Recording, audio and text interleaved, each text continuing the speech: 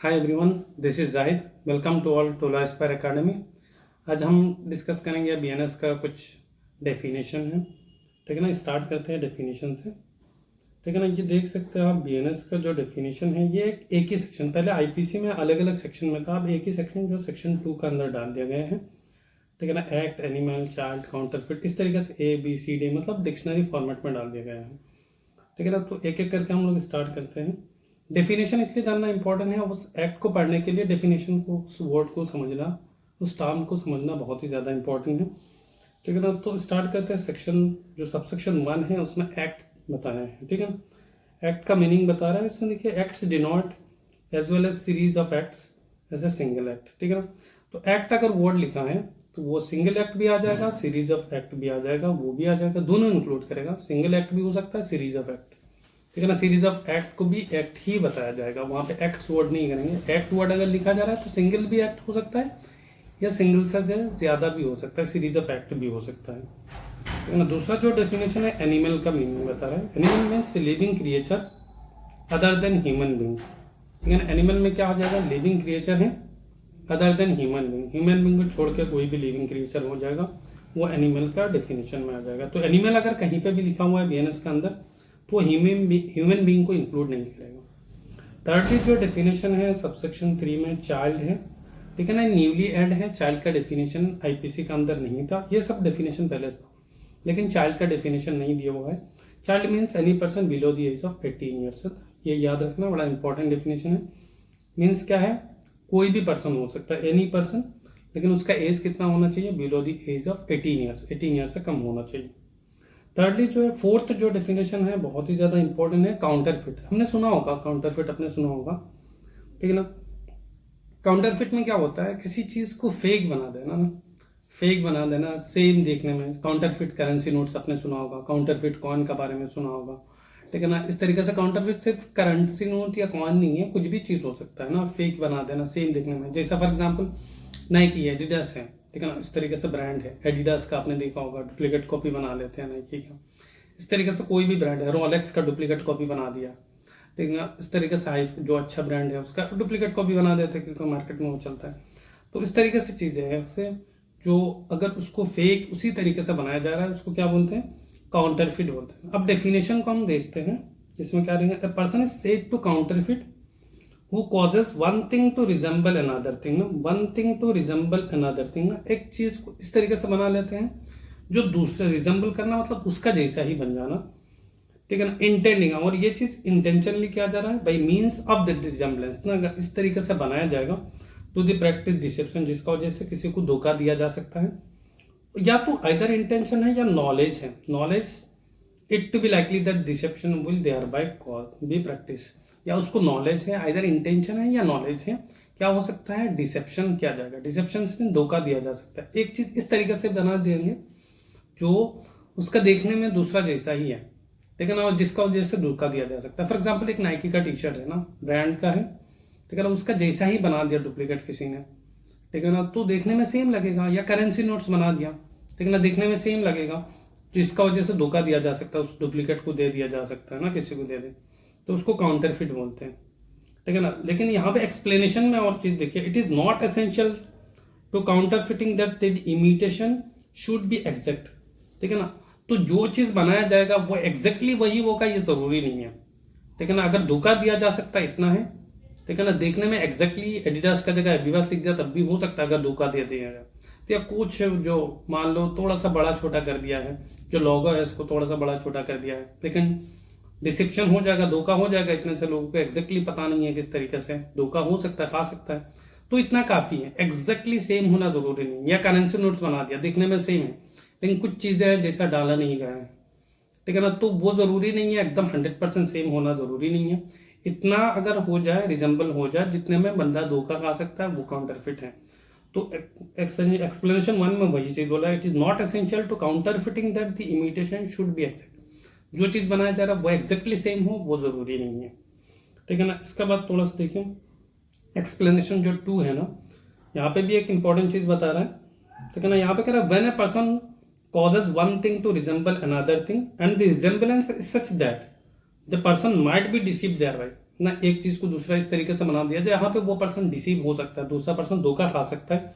It shall be presume, ठीक है ना, ये शैल प्रिजम्पशन है ना। प्रिजम्पशन हम लोग एविडेंस एक्ट में या जो अभी BSA है वहाँ पे 3 तरह, मैं प्रिज्यूम, शैल प्रिज्यूम या, ठीक है ना, कंक्लूसिव प्रूफ, ये 3 वर्ड है, पढ़ेंगे बाद में, ठीक है ना। तो शैल प्रिज्यूम में क्या होता है, प्रिजम्पशन ऑफ लॉ है ना। तो अगर शैल प्रिज्यूम कहीं पे है तो कोर्ट प्रिजम्पशन कर लेता है, उस चीज को कोर्ट मान लेता है उस तरीके से ना। तो अगर कोई चीज इस तरीके से है जहाँ पे देखने में दूसरा जैसा ही बना दिया है, ठीक है ना, जिससे का वजह से लोग डिसेप्शन हो सकता है, तो कोर्ट उसमें प्रिजम्पशन कर लेगा वही चीजें, ठीक है ना। कोर्ट अगर रिजम्बल इस तरीके से बनाया जा रहा है तो कोर्ट प्रिजम्पशन कर लेगा उस पर्सन ने धोखा देने के लिए ही बनाया है, उसका इंटेंशन था या नॉलेज था, कोर्ट ये प्रिजम्पशन कर लेगा। Until contrary is proved that the person so causing one thing to resemble another thing intended by means of that resemblance to practice deception और न्यू, ठीक है ना, वही चीज कह रहा है यहाँ पे। जहां पे अगर कोर्ट एक चीज इस तरीके से बना दिया जाता है जो दूसरा जैसा ही दिखता है, तो उस सिचुएशन में ये मान लिया जाएगा, उस पर्सन को मान लिया जाएगा, क्या मान लिया जाएगा, उस पर्सन ने जानबूझकर इंटेंशनली या नॉलेजली ही क्या किया था, उसने इंटेंशन या नॉलेज जो भी है उसका इधर इंटेंशन था या नॉलेज था, जानबूझकर उसने बनाया है इस तरीके से।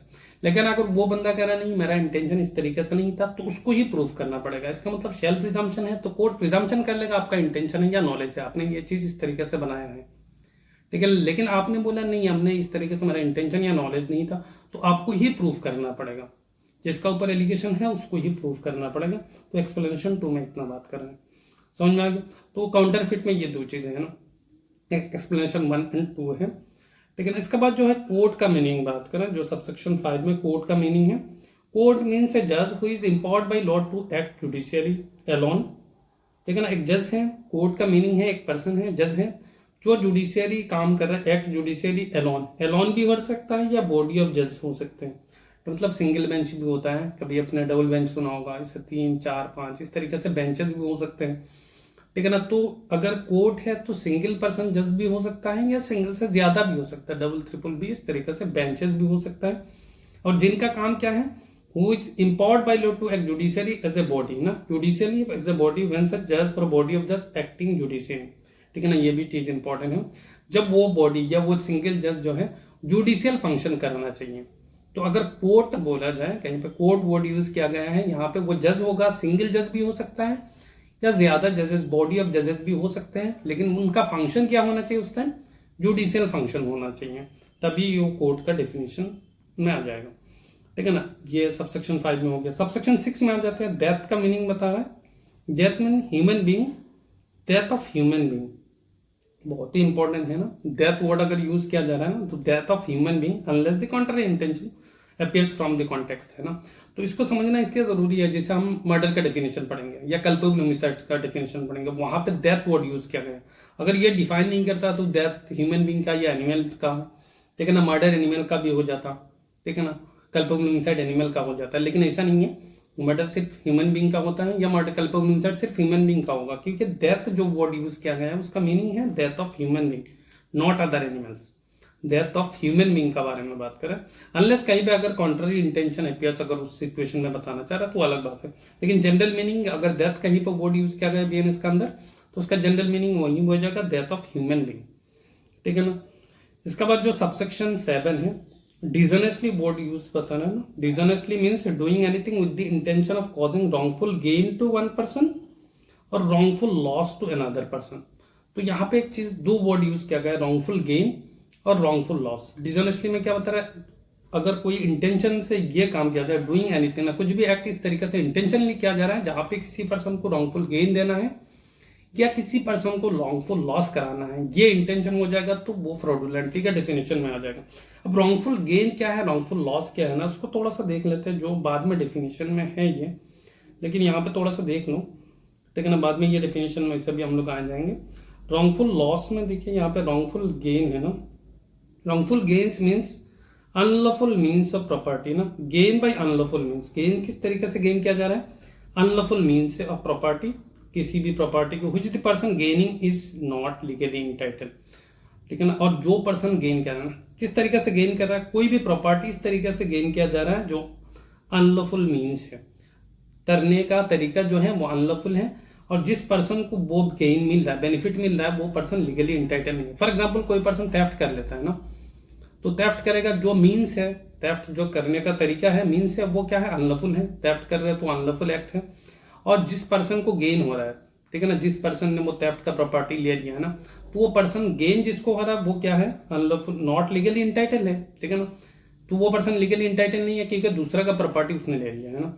तो रॉन्गफुल लॉस उसका उल्टा है, means loss by unlawful means property which the person is losing it legally entitle. तो लॉस होना किसी का प्रॉपर्टी का अनलॉफुल तरीका से, वही सेम एग्जांपल में हम लोग ले सकते हैं, अपोजिट पार्टी को ले लेते हैं जिसका लॉस हो रहा है, ठीक है ना, थेफ्ट का वजह से। तो रॉन्गफुल लॉस उसको हो रहा है ना क्योंकि उस पर्सन का प्रॉपर्टी को किसी ने इलीगल तरीका, अनलॉफुल तरीके से ले लिया है। और जिस पर्सन को लॉस हो रहा है वो person losing it legally entitle, वो एक्चुअली लीगली इंटाइटल था क्योंकि उसका प्रॉपर्टी था। समझ में आ गया, रॉन्गफुल लॉस और रॉन्गफुल गेन का ये है। तो यहाँ पे फ्रॉडुलेंटली का डेफिनेशन में आ जाता है। यहाँ पे क्या कर रहा है, मीन्स डूइंग एनीथिंग, ना कुछ भी एक्ट इस तरीके से कर देना है विद द इंटेंशन क्या है, किसी को रॉन्गफुल गेन कराना है या किसी को रॉन्गफुल लॉस कराना है। ये इंटेंशन में अगर किया जा रहा है तो वो फ्रॉडुलेंटली का, डिसऑनेस्टली का डेफिनेशन में आ जाएगा, सॉरी डिसऑनेस्टली है, ठीक है। तो टर्म डिसऑनेस्टली टेक्स अबाउट क्या कहें, रॉन्गफुल पिक्यूनरी इकोनॉमिक गेन ना, पिक्यूनरी या इकोनॉमिक गेन है ना, जहां पे प्रॉपर्टी के बारे में बात करें तो रॉन्गफुल्ली पिक्यूनरी या इकोनॉमिक गेन करना है to one and wrongful loss to, और एक पर्सन को गेन कराना है और दूसरा पर्सन को लॉस कराना है। तो ये डिसऑनेस्टली का डेफिनेशन में आ जाएगा, ठीक है ना। आगे बढ़ते हैं, डॉक्यूमेंट्स वर्ड है ना, जनरली जो डॉक्यूमेंट्स वर्ड है यहाँ पे बहुत ब्रॉडर टर्म में दिया हुआ है ना। डॉक्यूमेंट्स जनरली हम लोग क्या समझ जाते हैं, डॉक्यूमेंट्स वर्ड में हमें ये समझ में आ जाता है कोई मतलब इस तरीके से पेपर होगा, उसमें लिखा हुआ होगा, कुछ चीजें हैं, इस तरीके से हम डॉक्यूमेंट्स को समझ लेते हैं। लेकिन डॉक्यूमेंट्स का टर्म जो है ब्रॉडर है, इससे भी ब्रॉडर है, ठीक है ना। किसी भी सब्सटेंस में हो सकता है, सिर्फ जरूरी नहीं है डॉक्यूमेंट्स पेपर में ही होगा, एनी अदर सब्सटेंस, किसी फॉर एग्जाम्पल, ठीक है ना, स्टील में भी लिखा हुआ है, ग्लास में लिखा हुआ है, ठीक है ना, वो भी डॉक्यूमेंट्स में आ जाएगा। कोई स्टेचू बनाया हुआ इसमें कुछ लिखा हुआ है, उस तरीके से स्टेचू में भी हो जाएगा। सिल्वर गोल्ड में किसी चीज में भी लिखा है ना, किसी भी सब्सटेंस में, वो भी डॉक्यूमेंट्स के कैटेगरीज में आ जाएगा, ठीक है ना। और वो एक्सप्रेस या डिस्क्राइब भी हो सकता है, ऐसा जरूरी नहीं है डॉक्यूमेंट्स में हर चीज डिटेल्स में लिखा रहे हैं, एक्सप्रेस भी किया जा रहा है कुछ चीज का तरीके से, वो भी किसी साइन का, लेटर का, फिगर का थ्रू किया जा रहा है, वो भी डॉक्यूमेंट्स का डेफिनेशन में आ जाएगा। तो डेफिनेशन को देख लेते हैं हम लोग, ठीक है ना। डेफिनेशन में क्या लिखा है, मीन्स एनी मैटर, कोई भी मैटर हो सकता है, ठीक है ना, जो एक्सप्रेस भी हो सकता है, डिस्क्राइब। एक्सप्रेस में मतलब क्या है, डिस्क्राइब में डिटेल्स में है, एक्सप्रेस में जरूरी नहीं है डिटेल्स में हो, ठीक है ना। इस तरीके से बताते अपन any substance by means of letter का थ्रू हो सकता है, फिगर का थ्रू हो सकता है, मार्क्स भी हो सकता है, कुछ लेटर है कुछ लिखा है, ठीक है ना, या फिगर भी हो सकता है कुछ बना दिया इस तरीके से, या कुछ भी मार्क भी हो सकता है, और by more than one of those means, या तो उनका मिक्सचर भी हो सकता है, कुछ लेटर है, कुछ फिगर है, कुछ मार्क्स है, इस तरीके से हो सकता है। और ये इंक्लूड क्या कर रहा है, इलेक्ट्रॉनिक या डिजिटल रिकॉर्ड को भी इंक्लूड कर रहा है, ठीक है ना। इंटेंडेड टू बी यूज, और ये चीज इसलिए है, इंटेंड किया जा रहा है यूज करने के लिए, और व्हिच मे बी यूज, या जिसको यूज किया जा सकता है, ठीक है ना, as an evidence of that matter, उस चीज का एविडेंस में यूज किया जा सकता है, वो डॉक्यूमेंट में आ जाएगा। एक्सप्लेनेशन में एक चीज बता रहा है, इट इज इमेटेरियल ना, ये इमेटेरियल है बाई व्हाट मीन्स और अपन व्हाट सब्सटेंस ना, किस सब्सटेंस में या किस मीन्स में ना।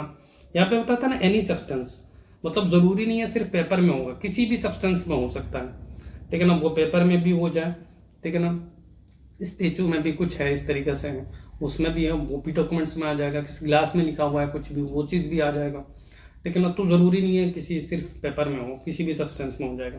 लेकिन यहाँ पे क्या है, it is immaterial by what means ना, किस तरीके से, या अपन व्हाट सब्सटेंस, कौन सा सब्सटेंस में लिखा जा रहा है, द लेटर, फिगर या मार्क्स फॉर्म ना, कौन सा, वो मैटर नहीं करता है। और whether the evidence is intended for, या यहाँ पे एविडेंस देने के लिए इंटेंशन था, और मे be used in the court और नॉट, कोर्ट में यूज करेंगे या नहीं करेंगे, वो सब मैटर नहीं करता है। डॉक्यूमेंट्स का डेफिनेशन में अगर आ रहा है ऊपर में, किसी भी सब्सटेंस में कोई लेटर या फिगर या मार्क्स लिखा गया, वो उनका मिक्सचर है, ठीक है ना, एक्सप्रेस या डिस्क्राइब किया गया है, तो वो चीज डॉक्यूमेंट्स में आ जाएगा। इंक्लूडिंग क्या करेगा, इलेक्ट्रॉनिक या डिजिटल रिकॉर्ड को भी इंक्लूड कर जाएगा, ठीक है ना। यहाँ पे बहुत सारे इलस्ट्रेशन दिया हुआ है, ठीक है ना। यहाँ पे a writing expressing the terms of a contract which may be used as an evidence of the contract is a document, है ना, कोई चीज कॉन्ट्रैक्ट में लिखा गया है, वो भी डॉक्यूमेंट्स में आ जाएगा। कोई कॉन्ट्रैक्ट बना दिया टर्म्स ऑफ द कॉन्ट्रैक्ट में, ठीक है ना, एक डॉक्यूमेंट है। Cheque upon the banker, cheque भी एक डॉक्यूमेंट्स है, ठीक है ना। पावर ऑफ अटॉर्नी डॉक्यूमेंट हो जाएगा। ए मैप और प्लान व्हिच इज इंटेंडेड, ठीक है ना, मैप या प्लान है। यहाँ पे देखिए हर चीज वो डिस्क्राइब नहीं है,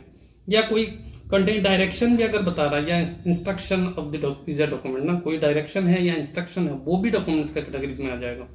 तो यहाँ पे जरूरी नहीं है डिस्क्राइब में हो, ठीक है ना, कुछ चीजें एक्सप्रेस भी कर रहा है, जो फिगर का थ्रू, लेटर्स का थ्रू या मार्क्स का थ्रू। यहाँ पे कोई मार्क्स भी है, वो भी डॉक्यूमेंट्स का कैटेगरीज में आ जाएगा।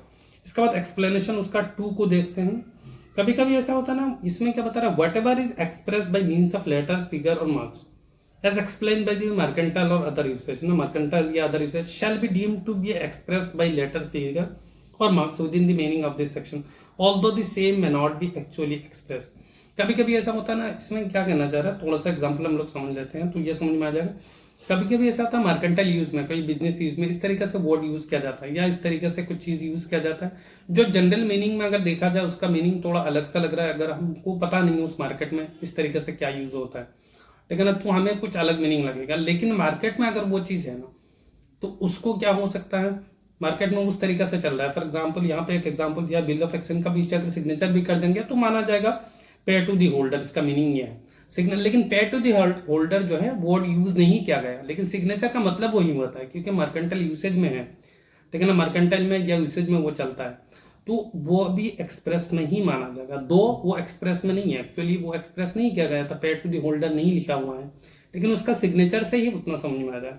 तो एक्सप्लेनेशन 2 में वो चीज़ बात कर रहा है। इसका एग्जाम्पल ये नीचे दे दिया अभी जो हम लोग बात कर रहे हैं ना, ठीक है। इसका बाद जो लास्ट आज के लिए इतना लास्ट को देखेंगे ना, फ्रॉडुलेंटली जो है, फ्रॉडुलेंटली मीन्स क्या कर रहा है, doing anything with the intention to defraud, ठीक है ना। इंटेंशन क्या है, डिफ्रॉड करना, बट नॉट अदरवाइज ना। फ्रॉडुलेंटली क्या है, जहां पे आपका इंटेंशन क्या है, मीन्स डूइंग एनीथिंग, कुछ भी इस तरीके से एक्ट करना है जहां पे आपका इंटेंशन है किसी को डिफ्रॉड करना, इंटेंशन है आपका क्या करना है, किसी पर्सन को डिफ्रॉड करना ना। तो फ्रॉडुलेंटली जो टर्म है ना includes any kind of injury ना, किसी का आपका इंटेंशन है किसी पर्सन को किसी काइंड का इंजूरी करना है, वो बॉडीली भी हो सकता है, बॉडी, माइंड, रेपुटेशन या इंटरनल, इस तरीके से प्रॉपर्टी का भी नुकसान कराना है।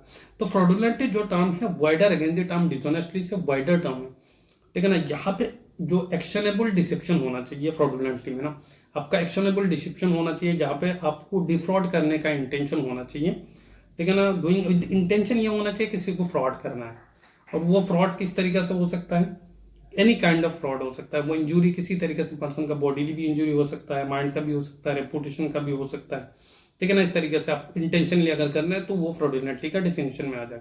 डिसऑनेस्टली में सिर्फ पेक्यूनियर या इकोनॉमिक गेन करना है, आपको किसी को रॉन्गफुल लॉस कराना है, किसी को रॉन्गफुल गेन कराना है, लेकिन यहाँ पे इंटेंशन टू डिफ्रॉड है ना, एक्टिवली आपका डिसेप्शन है यहाँ पे, जहाँ पे आप क्या कर रहे हो, किसी को किसी तरीके से हार्म या इंजूरी कर रहे हैं, वो बॉडीली हो सकता है, माइंड, रेपुटेशन, किसी चीज़, तो ये फ्रॉडुलेंटली का डिफिनेशन में आ जाएगा, ठीक है। तो आज के लिए इतना है।